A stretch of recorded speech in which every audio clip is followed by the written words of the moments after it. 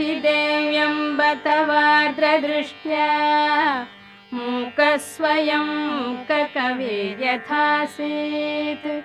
तथा कुरु त्वं परमेश जाये त्वत्पादमूले प्रणतं दयार्द्रे उत्तिष्ठोत्तिष्ठ वरदे उत्तिष्ठ जगदीश्वरे उत्तिष्ठ जगदाधारे त्रैलोक्यं मङ्गलं कुरु शृणोषि कश्चिद्ध्वनिरुत्थितोऽयं मृदङ्गभेरीपटहानकानां वेदध्वनिं शिक्षितभूसुराणां शृणोषि भद्रे कुरु सुप्रभातम् शृणोषि भद्रे ननु शङ्खघोषम् वैताళिकानां मधुरं च गानम् शृणोषि मातप्पिककुक्कुटानां ध्वनिं प्रभाते कुरु सुप्रभातम् मातर्निरीक्ष्य वदनं भगवान् शशाङ्को लज्जान्वितः स्वयमहो निलयं प्रविष्टः द्रष्टुं त्वदीयवदनं भगवान् दिनेशो ह्यायाति देवि सदनं कुरु सुप्रभातम् पश्याम्ब केचिद्धृतपूर्णकुम्भाः केचिद्दयार्द्रे धृतपुष्पमालाः काचिच्छुभाङ्ग्यो ननुवाद्यहस्ताः तिष्ठन्ति तेषां कुरु सुप्रभातम् भेरी मृदङ्गपणवानकवाद्यहस्ताः स्तोतुं महेशदयिते स्तुतिपाठकास्त्वा तिष्ठन्ति देवि समयं तव काङ्क्षमाणा ह्युत्तिष्ठ दिव्यशयनात् कुरु सुप्रभातम् मातर्निरीक्ष्य वदनं भगवान् त्वदीयम् नैवोत्थितः शशिधिया शयितस्तवाङ्के सम्बोधयाशु गिरिजे विमलं प्रभातम् जातं महेशदयिते कुरु सुप्रभातम् अन्तश्चरन्त्यास्तव भूषणानां झल् झल् ध्वनिं नूपुरकङ्कणानां श्रुत्वा प्रभाते तव दर्शनार्थी द्वारि स्थितोऽहं कुरु सुप्रभातम् वाणी पुस्तकमम्बिके गिरिसुते पद्मानि पद्मासना रम्भा त्वं वरडम्बरं गिरिसुता गङ्गा च गङ्गाजलम् काळी ताळयुगं मृदङ्गयुगलं वृन्दा च नन्दा तथा नीला निर्मलदर्पणधृतवती तासां प्रभातं शुभम् उत्थाय देवि शयनात् भगवान् पुरारिः स्नातुं प्रयाति गिरिजे सुरलोकनद्यां नैको हि गन्तुमनघे रमते दयार्द्रे ह्युत्तिष्ठ देवि शयनात् कुरु सुप्रभातम् पश्याम्ब केचित् फलपुष्पहस्ताः केचित् पुराणानि पठन्ति मातः पठन्ति वेदान् भगवस्तवाग्रे तेषां जनानां कुरु सुप्रभातम् लावण्यशेवधिमवेक्ष्य चिरं त्वदीयं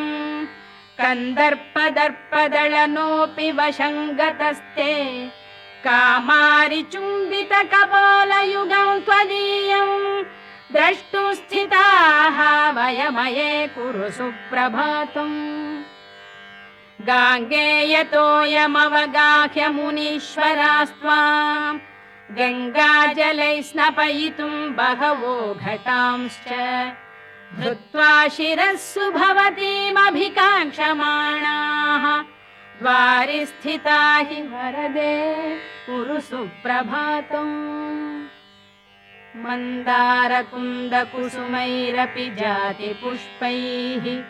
मालाकृता विरचितानि मनोहराणि माल्यानि दिव्यपदयोरपि दातुमम्ब तिष्ठन्ति देवि मुनयः कुरु सुप्रभातम् काञ्चीकलापपरिरम्भनितम्बबिम्बम् काश्मीरचन्दनविलेपितकण्ठदेशम् कामेशचुम्बितकपालमुदारनासा द्रष्टुं स्थिताः वयमये कुरु सुप्रभातम् मन्दस्मितं विमलचारुविशालनेत्रम् कण्ठस्थलं कमलकोमलगर्भगौरम् चक्राङ्कितं च युगलं पदयोर्मृगाक्षी द्रष्टुं स्थिताः वयमये कुरु सुप्रभातम् मन्दस्मितं त्रिपुरनाशकरं पुरारेः कामेश्वर प्रणयकोपहरं स्मितं ते मन्दस्मितं विपुलहासमवेक्षितुं ते मातस्थिताः वयमये कुरु सुप्रभातम् माता शिशूनां परिरक्षणार्थं न चैव निद्रावशमेति लोके मातात्रयाणां जगतां गतिस्त्वं सदा विनिद्रा कुरु सुप्रभातम् मातर्मुरारिकमलासनवन्दिताङ्घ्र्याः हृद्यानि दिव्यमधुराणि मनोहराणि श्रोतुं तवाम्बवचनानि शुभप्रदानि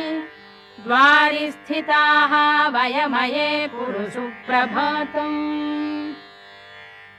दिगम्बरो ब्रह्मकपालपाणिः विकीर्णकेशफणिवेष्टिताङ्गः तथापि मातस्तव देवि सङ्गात् महेश्वरो भूत् कुरु सुप्रभातम् अयि तु जननि दत्तस्तन्यपानेन देवी द्रविडशिशुरभूद्वैज्ञानसम्बन्धमूर्तिः द्रविडतनय भुक्तक्षीरशेषं भवानी वितरसि यदि मातः सुप्रभातं भवेन्मे जननि तव कुमारस्तन्यपानप्रभावात् शिशुरपि तव भर्तुः कर्णमूले भवानी प्रणवपदविशेषं बोधयामास देवी यदि मयि च कृपाते सुप्रभातं भवेन्मे त्वं विश्वनाथस्य विशालनेत्रा हालास्यनाथस्य नु मीननेत्रा एकाम्रनाथस्य नु कामनेत्रा कामेशजाये कुरु सुप्रभातम् श्रीचन्द्रशेखर गुरुर्भगवान् शरण्ये श्रीचन्द्रशेखर गुरुर्भगवान् शरण्ये श्रीचन्द्रशेखर गुरुर्भगवान् शरण्ये त्वत्पादभक्तिभरितफलपुष्पपाणिः एकाम्रनाथ दयिते तव दर्शनार्थी तिष्ठत्ययं यतिवरो मम सुप्रभातम् एकाम्रनाथ दयिते ननु कामपीठे सम्पूजितासि वरदे गुरुशङ्करेण श्रीशङ्करादिगुरुवर्य समर्चिताङ्घ्रिं द्रष्टुं स्थिताः वयमये कुरु सुप्रभातम् दुरितशमनदक्षौ मृत्युसन्त्रासदक्षौ चरणमुपगतानां मुक्तिदौ ज्ञानदौतौ अभयवरदहस्तौ द्रष्टुमम्बस्थितोऽहम् त्रिपुरदळनजाये सुप्रभातं ममार्ये मातस्त्वदीयचरणं हरिपद्मजाद्यैः वन्द्यं रथाङ्गसरसीरुहशङ्खचिह्नं द्रष्टुं च योगिजनमानसराजहंसं द्वारि स्थितोऽस्मि वरदे कुरु सुप्रभातम् पश्यन्तु केचिद्वदनं त्वदीयं स्तुवन्तु कल्याणगुणां स्तवान्ये नमन्तु पादाब्जयुगं त्वदीयाः द्वारि स्थितानां कुरु सुप्रभातम् केचित् सुमेरोः शिखरेति तुङ्गे केचिद्मणिद्वीपवरे विशाले पश्यन्तु केचित् त्वमृताब्धिमध्ये पश्याम्यहं त्वामिह सुप्रभातम् शम्भोर्वामाङ्कसंस्थां शशिनिभवदनां नीलपद्मायताक्षीं श्यामाङ्गां चारुहासां निबिडतरकुचां पक्वबिम्बाधराष्टीं कामाक्षीं कामदात्रीं कुटिलकचभरां भूषणैर्भूषिताङ्गीं पश्यामः सुप्रभाते प्रणतजनिमताम् अद्य नः सुप्रभातम् कामप्रदा कल्पतरुर्विभासि नान्या गतिर्मे ननु चातकोऽहम् वर्षस्य मोघः कनकाम्बुधाराः काश्चित्तु धाराः मयि कल्पयाशु त्रिलोचनप्रियां वन्दे वन्दे त्रिपुरसुन्दरीं त्रिलोकनायिकां वन्दे सुप्रभातं ममाम्बिके कामाक्षि देव्यम्ब तवार्धदृष्ट्या कृतं मयेदं खलु सुप्रभातम् सद्यः फलं मे सुखमम्ब लब्ध्वम् तथा च मे दुःखदशा गता हि ये वा प्रभाते पुरतस्तवार्ये पठन्ति भक्त्या ननु सुप्रभातम्